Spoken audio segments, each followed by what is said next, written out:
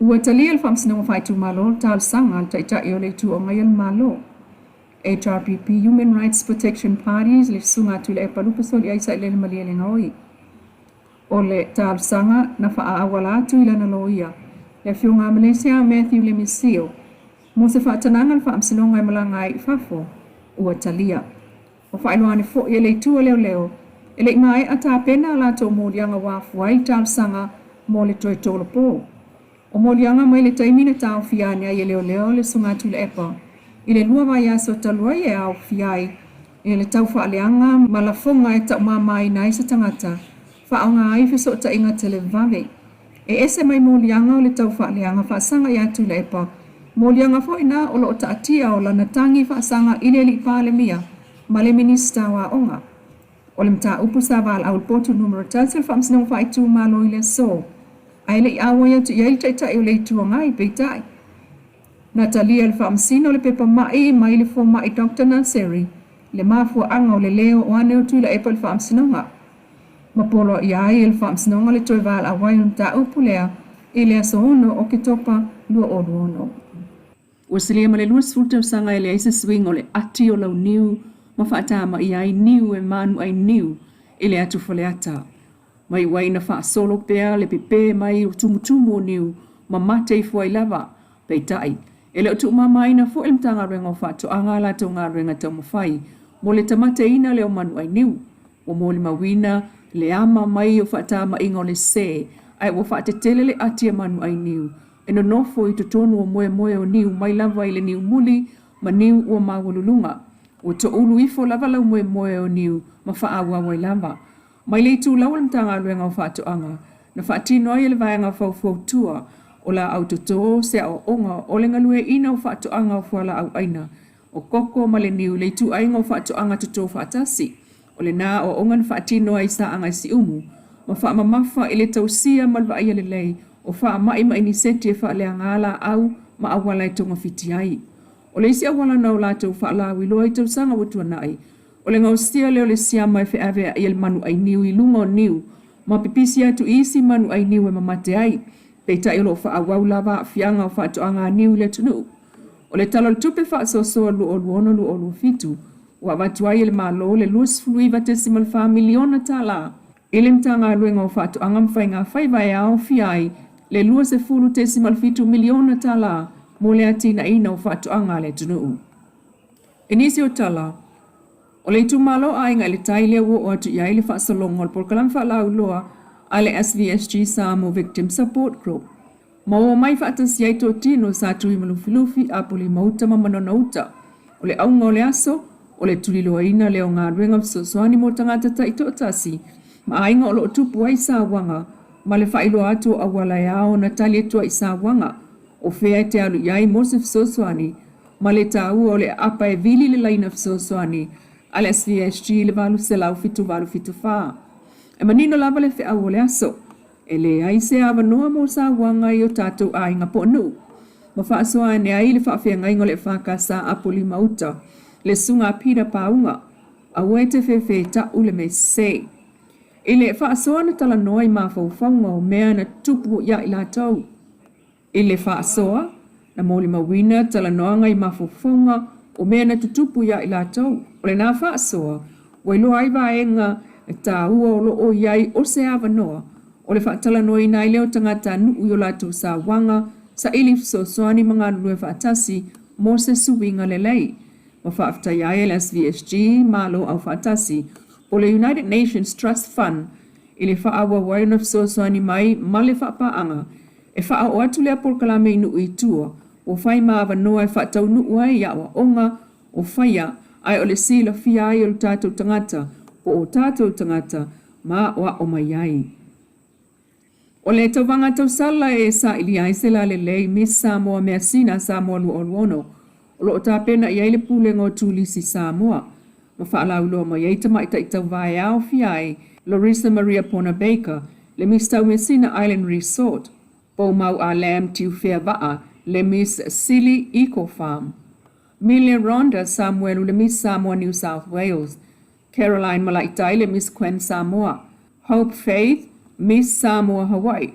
Whaatafa o I tafa mamao talitali la wipu pafutui. La venia to aivao. Le mis autolavou e whakasata nunga manono. Loto nu utolo ngata. Le mis Necesses Teachers Training Institute. Tilmoa Tucson. Le mis Langoto Resort and Spa. Olfa moimolo lang langoina company telefonia le Giselle e Veni Fiji Airways le SAP ma le Beautiful Samoa. Le tauvangal masina fo se tema mola le leo le mesina Samoa. Miss Samoa lu olu fitu le ufa autu ile ua Tala mesina e mama e le tavae yona fulu. Ua talia le famsina wafaitu malo tal sanga taita e ole tu o ngayon malo. HRPP Human Rights Protection Parties le sunga tu le palupaso li aisa ile maliele ngoi. O le tal sanga na faawala tu ila na loia. Le fiunga Malaysia Matthew le misio. Mo se whaatanangan famsina ngai malangai fafo. Ua talia. O whailuane fo i le tua leo. Ele mai ata pena la to molianga wafuai tal sanga mo le toi tolo po. O molianga mai le taimine tau fiania i leo le sunga tu le epa. I le lua mai aso talua i au fiai. I le tau whaaleanga malafonga e tau mamai na isa tangata. Whaonga ai fiso ta inga tele vave. E ese mai molianga o le tau whaaleanga whaasanga i atu le epa. Molianga fo ina o lo ta atia o lana tangi whaasanga i le li pale mia. Ma le minista wa onga. O le mta upu sa wal au potu numero tatil whamsina whaitu malo i le so. Ai le i awa ia tu iai taita i o le tua ngai peitai. Natalia le whamsina o le pepa mai mai le fo mai Dr. Naseri. Le mafua anga o le leo o ane o tu la epa le whamsina nga. Mapolo i ai le whamsina nga le toi wal awai o mta upu lea i le aso ono o ke topa lua o ono.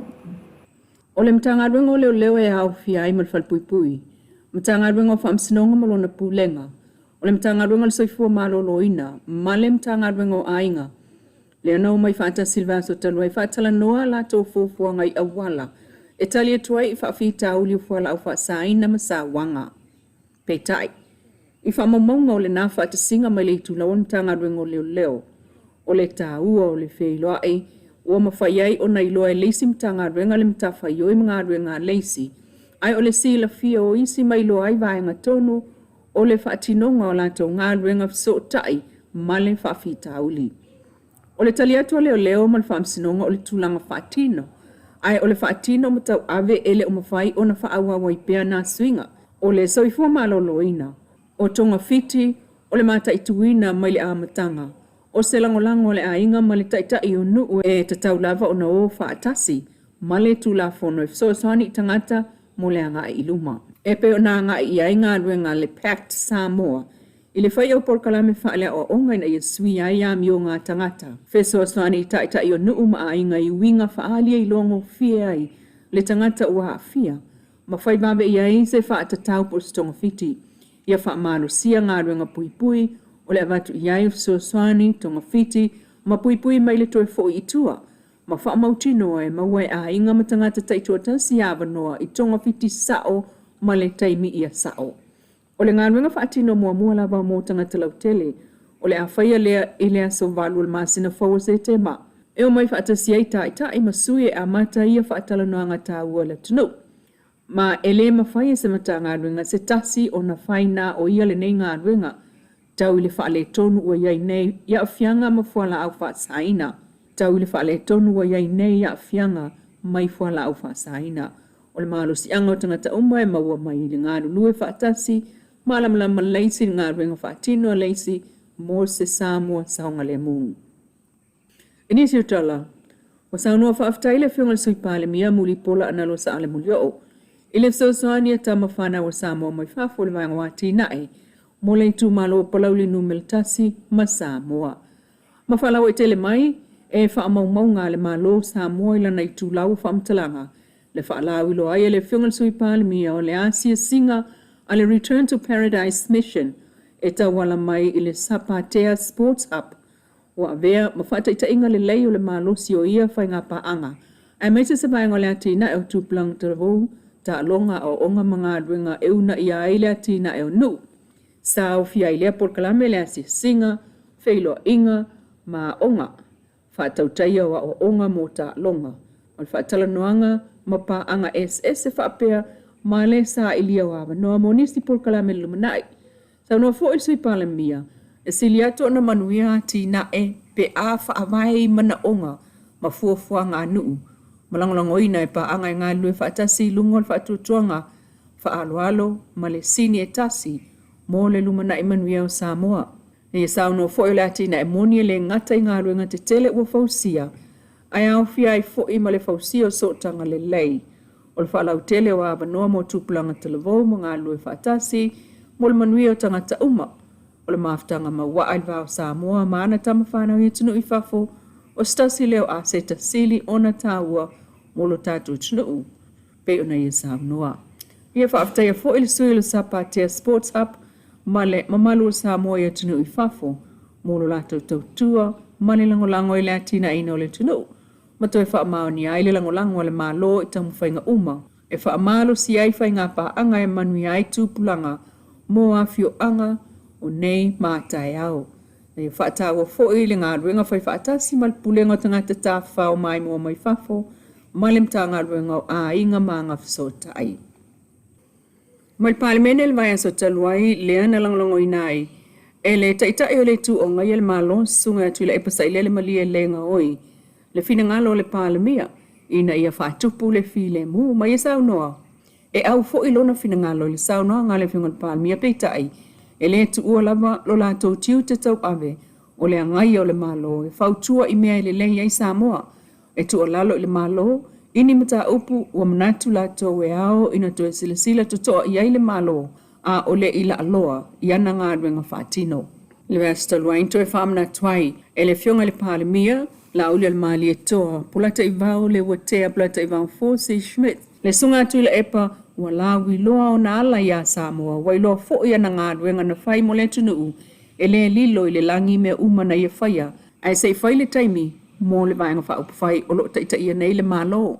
Ta talo le palemia, i le au langolango uma le vaenga wha upu whai, le wha tuatua, le tua Samoa ua tasi po le whaas, ina ia tausia le mamalu, male whaalo alongia o tamali anga o tangata, ta atia ia upu tau whai malafonga tau whaaleanga, ai tausi le nofo whialo whani, male ngā lulu e whatasi.